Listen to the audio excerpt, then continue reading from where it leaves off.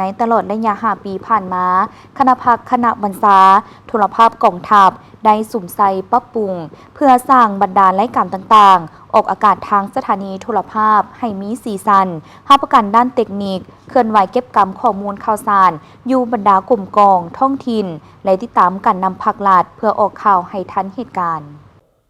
พิธีเฉลิมฉลองวันสั่งตั้งกองโทรภาพกองทัพครบรอบ5 ปี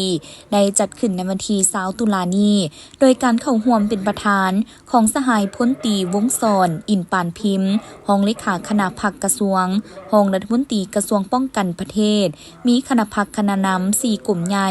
กลุ่มกองอ้อมข้างกระทรวงป้องกันประเทศและพนักงานนักรบทั่วกองโทรภาพกองทัพเข้าร่วม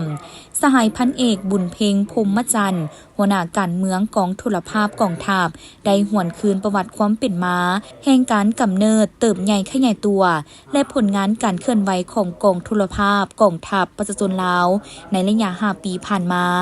ซึ่งก่อนการกำเนิดเกิดขึ้นของสถานีโทรภาพกองทัพได้เริ่มจากแขนงการสร้างฟิล์มรูปเงากองทัพในปี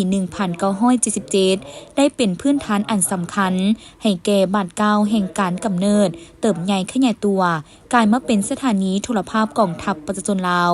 ซึ่งเฮ็ดหน้าที่เป็นกระบอกเสียงอันสำคัญ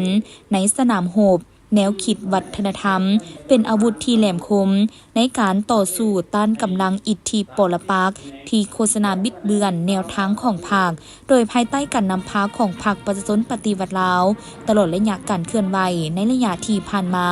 โทรภาพกองทัพพวกเขาได้มีผลงานดีเด่นได้รับความไว้วางใจความเชื่อมั่นและย่องยอสมเสยจากการนำผักหลาดคณะนำกระทรวงป้องกันประเทศและกลุ่มใหญ่การเมืองกองทัพเป็นอย่างดีในปี 2018-2019 กระทรวงป้องกันประเทศได้ตกลงสั่งตั้งตึกสถานีโทรภาพกองทัพและมาในวันที่ 9 เดือน 9 ปี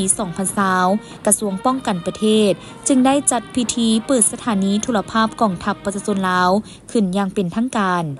ตลอดระยะ 5 ปีแห่งการเติบใหญ่ขยายตัวของโทรภาพกองทัพคณะพักคณะบรรษาบรรดาแผนกการและแขนงการต่างๆได้สุ่มใส่ปรับปรุงเพื่อสร้างบรรดารายการต่างๆออกอากาศทางสถานีโทรภาพให้มีสีสันเนื้อหนังกระทัดหัดครบถ้วนรับประกันด้านเทคนิคเคลื่อนไหวเก็บกำข้อมูลข่าวบทอยู่บรรดากลุ่มกองและท้องถิ่นติดตามการนำพักนัดก็คือ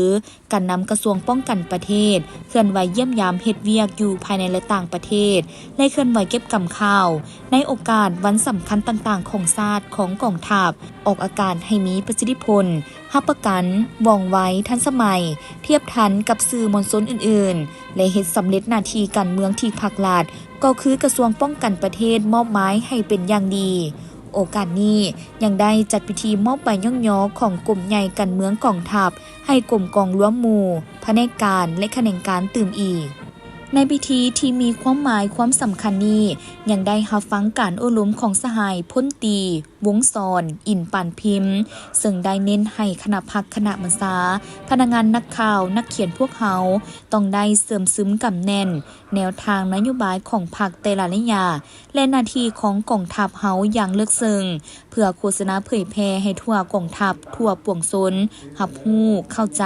และเป็นเอกภาพกับแนวทางของพรรควางออกทิศทางรวมในการก่อสร้างพัฒนา